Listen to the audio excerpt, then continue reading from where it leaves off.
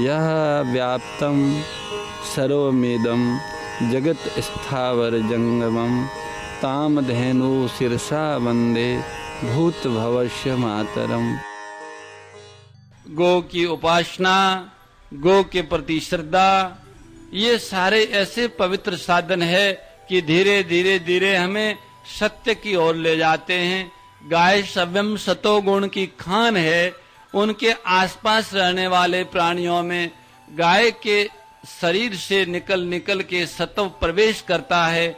गाय का दूध, दही, घी, गोमूत्र, गोबर ये तो सतोगुण है ही है, शुद्ध सतोगुण है। पर गाय के रोम रोम से, गाय के श्वास से गाय चारों तरफ से सत्व को छोड़ती है और वो सत्व सभी को प्राप्त होता है। ये बात हम लोगों के जितनी जल्दी समझ में आएगी इतना ही हमारा बड़ा हित होगा और जितनी देर होगी इतना बड़ा नुकसान होगा। गायों की रक्षा, गायों की वृद्धि और गायों के सुख और समृद्धि के लिए हमारा समाज और राष्ट्र जब तक लगेगा नहीं तब तक वो स्वयं सुखी, समृद्धि और सुरक्षित नहीं हो पाएगा। राष्ट्र तो व्यक्ति व्यक्ति से बनता है, एक एक नागरिक से बनता है। प्रत्येक नागरिक का, प्रत्येक देशवासी का कर्तव्य है कि आज देश नरक बन रहा है।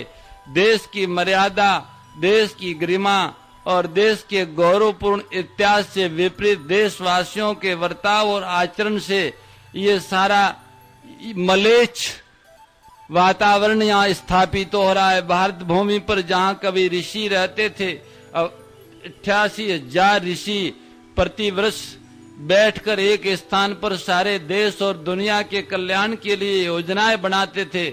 उसी देश में 500-700 लोग बैठ के देश के विनाश के लिए, देश की संस्कृति, देश का धर्म और देशवासियों की आस्था को नष्ट करने की योजनाएं बनाते हैं। ऐसी योजनाएं बना बना के बेचते हैं और उसके बदले में पैसे लेके दूसरे देशों की बैंकों में जमा कराते हैं। ऐसी दशा गाय से देश दूर हुआ इसलिए हुई है।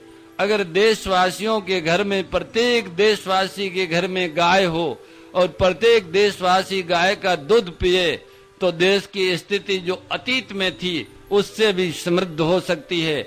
आधुनिक तकनीकी को अगर हम हमारे उस परंपरागत ऐतिहासिक गौरवमय जीवन के साथ जोड़ के आगे बढ़ें तो इसके द्वारा हम संसार को भी दिशा दे सकते हैं।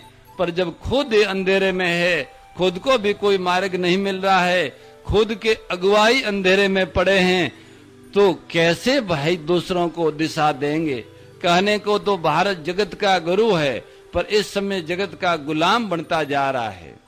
हे भारतवासियों, हे भारत माता की संतानों, जगो, जागो, आपके स्वाभिमान को जगाओ।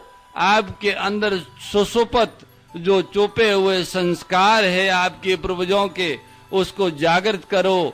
जिस गो माता के लिए आपके पूर्वजों ने सब कुछ बलिदान दे दिया था पर गाय को नष्ट नहीं होने दिया, उस गाय को आज आप गुमा रहे हैं। सब कुछ तो प्राप्त करने का प्रयास कर रहे हैं पर गाय को छोड़ रहे हैं। देखो, अगर गाय चली गई तो सब कुछ चला जाएगा और गाय मिल गई तो सब कुछ मिल जाएगा। गाय के रहने से सब कुछ है और गाय के जाने से सब कुछ चला जाएगा। धर्म, संस्कृति, अध्यात्म, समृद्धि, स्वास्थ्य, पर्यावरण, आपका देवत्व, सतीत्व, ब्राह्मणत्व और हिंदुत्व सब कुछ समाप्त हो जाएगा गाय के जाने के बाद में। और गाय रही तो ये सब कुछ रहेगा। सद्गुण, सत संस्कार, सात्विक बुद्धि, पवित्र भाव, धैर्य, शौर्य आदि गुण गाय के माध्यम से ही मानव जाति में रह पाते हैं। इसलिए सज्जनों, ये गो का जो मुख्य अनुष्ठान है गो रक्षण, गो संवर्धन का, इस गो रक्षण, संवर्धन और पालन के अनुष्ठान रूपी महायज्ञ में अपने जीवन को आहुति बना के इस वर्तमान युग के जो संकटकारी समय का समाधान है उसमें आप सभी सहयोगी बनिए। उस समाधान रूपी भवन की नींव बनिए, ईंट बनिए, जिससे उस पर एक ऐसा भवन स्थापित हो, मानव जाति का अंधेरा मिटे, रोग मिटे, शोक मिटे, देश में पुनः समृद्धि लौटे, शांति लौटे, प्रत्येक व्यक्ति सुरक्षित हो, निसंक हो, निसंकोच हो, निसंदेह हो, निर्विकार हो। ये सब गो के माध्यम से ही संभव है। हे गोविंद, भारतवासियों को जगाओ, भारत माँ की संतानों के हृदय में बैठ के उन्हें वास्तविक बातों से अवगत कराओ और उन्हें उस काम में लगाओ, शीघ्र उस काम में लगाओ जिसमें उनका अपना कल्याण, देश और दुनिया का परम हित और आपकी प्रसन्नता निहित है। ऐसे परम पवित्र और सर्व कल्याणकारी जो राष्ट्रव्यापी रचनात्मक गो सेवा महाअभियान है, उसी का अंग प्रत्येक गो भक्त को और इस देश के प्रत्येक नागरिक को बनाए। इसी अपेक्षा के साथ आज एकादशी है। एकादशी देव झूलनी एकादशी है। देव झूल रहे हैं और हम भगवान का नाम गुणगान कर रहे हैं।